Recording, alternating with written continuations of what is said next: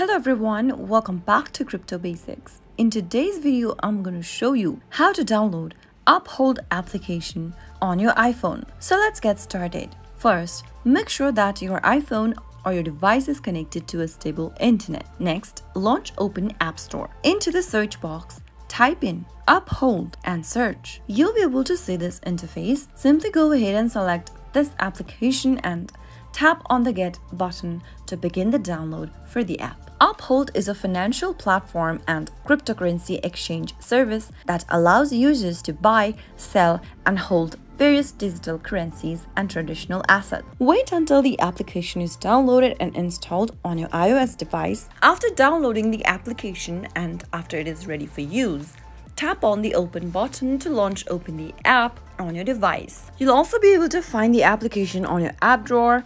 So that is how you can easily download the Uphold application for your iPhone. If you found the video to be helpful, go ahead and give us a thumbs up. Don't forget to subscribe to the channel by hitting the subscribe button. Also press the bell icon so that you'll never miss another upcoming upload from us. I'll see you again in the next video. Goodbye till then.